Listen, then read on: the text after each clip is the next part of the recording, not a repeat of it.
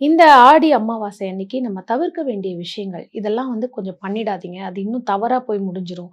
அப்படின்னா, என்ன மாரி விஷயங்கள தவிர்க்கணும்? செய்யக்கூடாது. அதாவது ஒரு அடிப்படையான விஷயம் என்ன அப்படின்னா, அமாவாசை அப்படின்னாலே பித்ருக்களுக்காக செய்யக்கூடிய அந்த நாள். அதனால கொஞ்சம் நம்ப ஒரு நேமகமா இருக்கிறது நல்லது. அதாவது நான்வெஜ் சாப்பிடுறவங்களுக்கு நான் இது சொல்றேன். நான்வெஜ் சாப்பிடாம இருக்கணும்.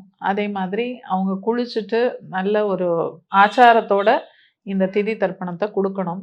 ஸோ ஏனோ தானோன்னு குடுக்கறதுல பிரயோஜனம் இல்ல. குடுக்கறத ஆத்மார்த்தமா நம்ப குடுக்கணும். அத நேமகமா எப்படி பண்ணணுமோ அந்த ப்ரொசீஜர் கரெக்ட்டா அவங்க பண்ணாங்கன்னா, அதுவே போதுமானது. இதுக்கான நேரம் மேம், அதாவது சில பேர் வந்து காலையில 6 மணிக்குங்கிறாங்க. சில பேர் 9 மணிக்கு கூட குடுக்கலாம்னு சொல்றாங்க. இதற்கான சரியான நேரம். நேரம் அப்படின்னு பார்த்தா, சூரியோதயத்துக்கு அப்புறமா பண்றது தான் விசேஷம். சூரியோதயம் ஆன அப்புறம் பண்றது விசேஷம். ஆனா ரொம்ப உச்சி வெயில் தாண்டி 12 மணிக்கு மேலலாம் குடுக்கக்கூடாது.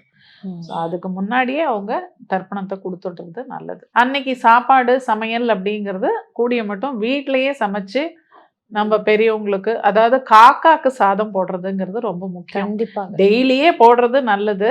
அன்னைக்கு வந்து எஸ்பெஷலி பித்ருக்களே வந்து சாப்பிடுற மாரி நம்ப அத போடுறோம். காக்காய்க்கு சாப்பாடு போடுறது ரொம்ப முக்கியமா பண்ணணும். அதுக்கப்புறம் வீட்ல இருக்கிறவங்க சாப்பிடலாம்.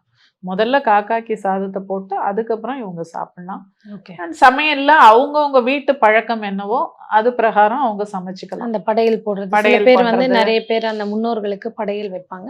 நார்மலா இருக்கிறவங்க அவங்கவங்களுடைய மதத்துக்கு ஏத்த மாதிரி அவங்க ஆமா. அது செஞ்சுக்கலாம். பண்ணிக்கலாம்.